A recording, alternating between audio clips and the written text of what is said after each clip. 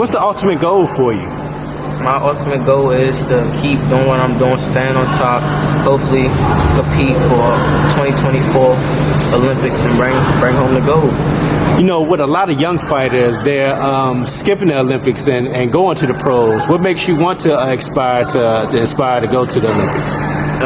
Like my Olympic coaches always tell me, they say anybody can win a world championship. It's been way more world championships than Olympic gold medalists, and I just think the Olympics is the best route for me. I'm trying to study my craft as much as I can, stay amateur, not rush anything, so I can have the best pro career I can have. What's your thoughts on like Andre Ward and Shakur Stevens? Shakur Stevenson, like top 5 of my favorite fighters. Andre Ward, I don't really look at him like that, but I watched him fight in the Olympics. Yeah, that was the reason I asked that, because you know really haven't had a U.S. boxer get that gold in a long time, man. Hopefully the team, we got a couple fighters from the DMV out there, Troy, Keyshawn. Hopefully they bring to the DMV back a gold medal, but if not, I know for sure I'm gonna get the job done. All right, on the ropes out here at Oxon Hill Boxing with the 2021 EBA Gold Boxing World Champion, man. Congratulations, man. Look at this, man. I gotta ask, man. I want to go back a little bit. We actually gonna go back in time for the people, man. You actually started out in football with Coach Darryl. Started out in football. That's what started on the football field. Oxon Hill Road Runners. Now tell the people, man, how did it transition over to boxing at that time? I was with the Oxon Hill Road Runners, playing football for him, and he would know me from football, and I would get in trouble in school for fighting. He knew I knew how to fight. And then once I was getting to like middle school and I wasn't growing, I wasn't progressing, like getting bigger, he wanted me to come to the gym.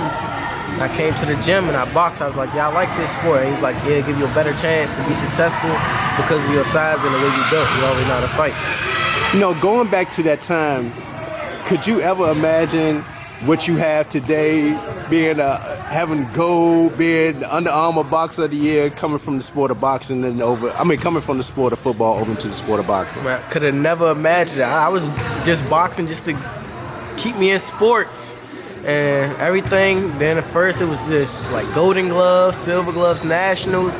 And once I got to that stage, I was going international, now worlds. Like, it's just a dream. Like, I never imagined all this stuff. I never knew that the amateur boxing game came with all this.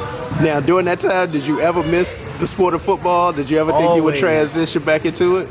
I thought I would. I was thinking about actually playing football my senior year. Some of my friends and people from school that knew me was like, man, just play football one last time. Like, people I grew up playing football with, they knew I was good. So I was thinking about playing my senior year, but I didn't.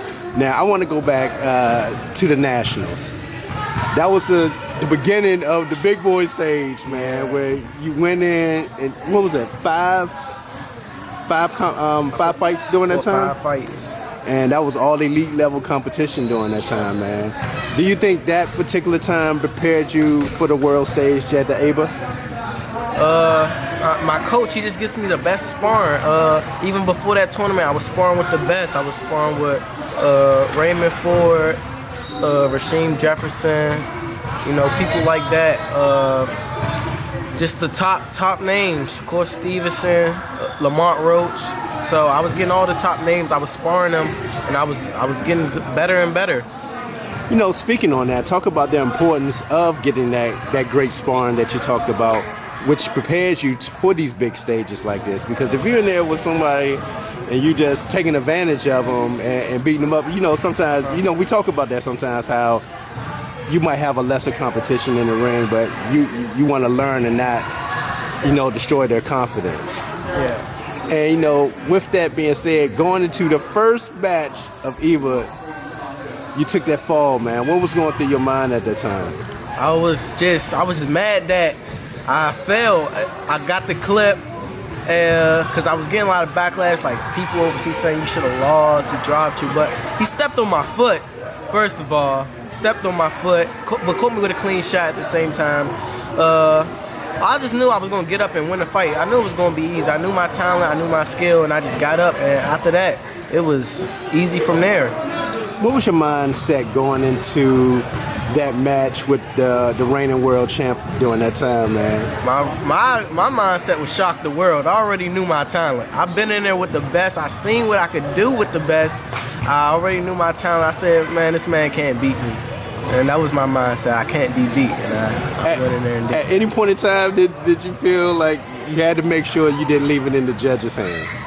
Like, clearly show that you were the dominant fighter on that evening. Man, yeah, that was my game plan, to do everything, like to make sure that they couldn't take it from me. I was boxing beautiful, counter punching, then I was sitting down on my punches, working in the pocket. No way, shape, or form was he outscoring me. Now, going into the finals, man, confidence level high, you just want to make sure you get to that last step of completing the goal, of bringing home the gold, man. How satisfying was it knowing that at the end of that third round, man, you knew you was going to get your hand raised? It was very satisfying because all my hard work had paid off. Like I was away from family, hard times, you know, losing weight for about, and just a hard training camp, training in Colorado at a different altitude, harder to breathe. So I worked hard for the goal, and I knew that I had accomplished it. So it was a good burden to have off my shoulders, knowing that I would win it. Now, I gotta ask this, man. What's next for Jahmal Harvey? Because I know the pressure is going to be on now. Promotional companies out there. Man, there's no pressure with that. Just keeping them to the side, keep them in the loop until I go pro. But I'm waiting for 2024, possibly 2028. Who knows? But I'm definitely going really? to I was going to ask that. Definitely going to 2024, though. Definitely 2024. Definitely 2024. How much pressure is it from, not you, from the outside world saying, we want Jahmal to go pro, we want Jahmal to go pro? There's no pressure. It's my career. It's what I want to do. I'm in control, not them. You know, speaking of that 2024 Olympics, man, just thinking of the last one in our area with Sugar Ray Leonard, man, how big would that be, man, to bring home the Olympic gold to our area, man? That'd be big. I'm not sure the last time a male brought home a gold. Last one's Andre Ward. Andre Ward brought home a gold. And I think the last U.S. boxing was probably what, Carissa Shields. Yeah, last U.S. gold. Carissa Shields, but that'd be big. Not everybody can say that they was a Olympic gold medalist. It's a lot of world champions out there, but only very few are Olympic gold medalists. So that's in a lifetime. Since I met you, man, you've always talked about that, man. That was very important to you. Why? Explain that to people, why that is so important to you to get that. Because it's easy to go, like you said, go run to a promotion company, start making the money, man. But not everybody in the world is an Olympian, a gold medal Olympian. I'm gonna tell you why. You have to train. Olympics come around every 4 years. You could get a title shot if you have a good promoter. You can get a title shot whenever you want. You fight for. They making all types of titles now. Like, it's not that hard to become a world champion, so it's just not important to me. I want something that's hard to achieve. Now, when you won, when you got the gold, man, who was the first call that came through? First call that came. I'm not sure it was the first call. You know, after I got done, you know, you got to do drug testing and stuff. But the first call, I called my coach, because without him, I wouldn't be here. He got me into the gym. He got me where I was today, onto the U.S. team and all that. And then after my coach, called mom and dad. And from there, just the rest just fell in line. You know, one of the things that I noticed, man, when you were thanking people, man, you had to give a huge shout out to Coach Daryl and Oxon Hill, man. Yeah, had to. Like, without Oxon Hill pushed me, all the coaches that ever came through here, Coach Sean, Coach Lamore, Coach Kia, my dad, like, they all just pushed me in the gym to become better and better. After I was on the national after national, they never let me get complacent. They always kept my mind sharp. Promoters and stuff coming to me, they always kept me on the right track. Like, don't sign, don't do anything, run it through, think it through, and I'm just happy for it. You know, with that being said, Jahmal, what's next for you? Because like you said, right now you're going to stay in the amateur program, and there's nothing wrong with that, because I look at someone like a Lomachenko, who had a great amateur career, and you can make a lot of money doing it. A lot of people don't understand that either. Yeah, you can make a lot of money doing it still in the amateur stuff. You just have to be smart. I mean, be smart and the right yeah. sponsorships. Get the sponsorships, and just stay winning, stay positive to the youth in the community, and just don't mess your career up. Let me ask you, Jahmal, what was the toughest thing that you had to deal with in your travels over there in Serbia, man? Because like you said, you were there without family, without friends. What was the toughest thing you had to deal with, and how did you overcome it? The toughest thing I had to deal with. Let me see. I don't know. I didn't really think anything was tough. It was just not being with my family. No, we ain't really have we only had our team. I had a great team behind me. You have mom, dad there, my coach, who regularly in my corner, but I just adapted well to it. Hey man, Jahmal, I truly appreciate your time today on the Ropes, man. Congratulations, 2021 EVA World Boxing Champion, yes, man, sir. featherweight. Man, congratulations, big dog. Thank you. Man, look at this, man. Look at that, right there. Oh man, let me get it for you. Let me get it for you. Hell yeah. You already know. You already know. Look at that right So there. what's that? What's that on there? You tell you how much that gold nugget Yeah, that's worth? the serial number. And for people that don't know, that's real gold. Real gold. Real Let gold. you know that's authentic. Authentic real gold. Don't be coming in with that gold-plated stuff. It's authentic here. Appreciate it, Jahmal. Yes, sir. Highlights showing him at his best. Confidence.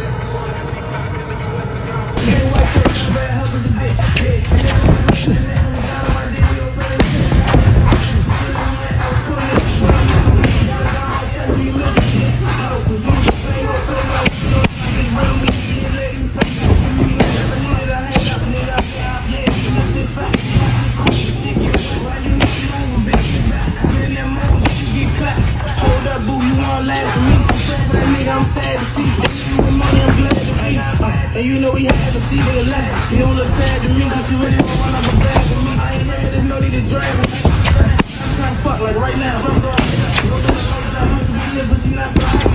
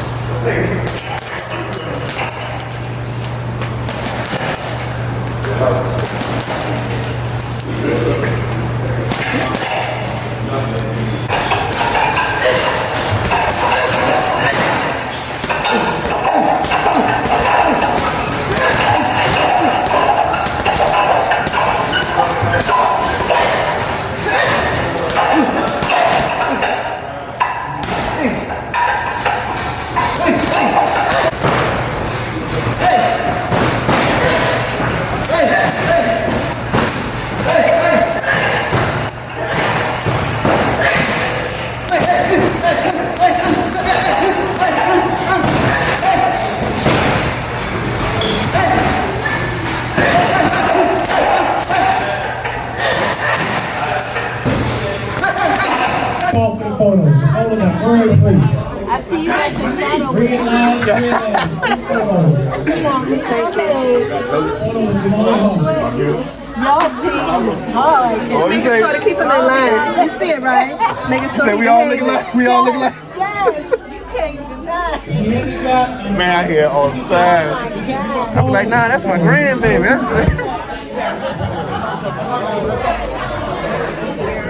Alright, I'm about to sign mine for Jahmal.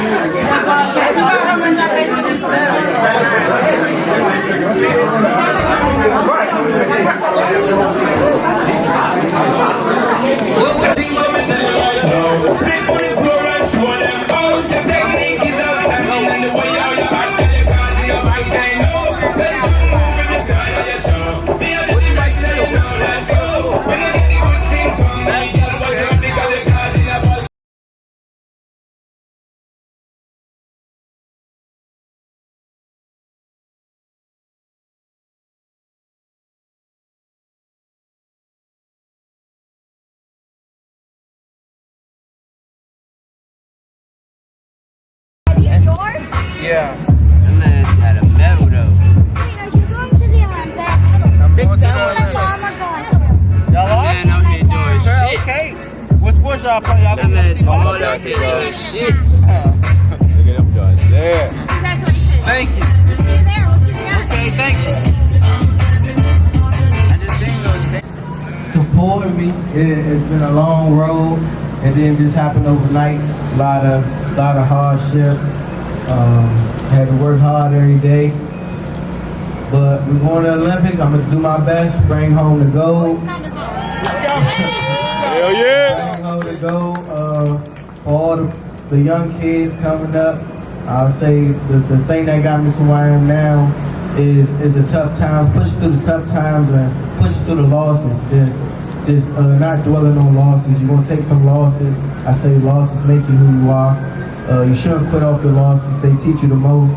And that's what I'm saying. My losses got me to where I am because it made me get better and made me want to improve. So that's, hey, you heard what he said. Losses make your balls. But yeah, just if you got a goal, you gonna fail sometimes. You just gotta get back up, keep pushing, learn from your mistakes, and you gonna get to where you wanna go. Hell yeah, Jahmal.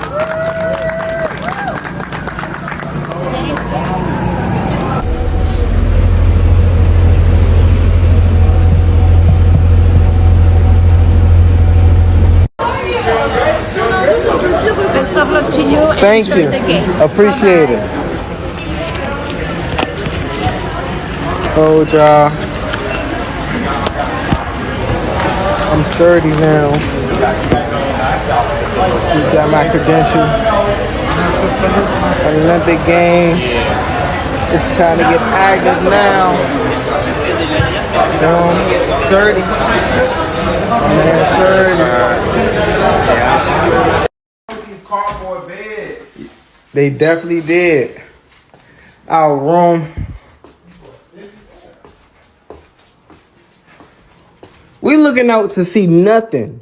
We already got an athlete in here. Nah, for real. I wonder who other athletes in here.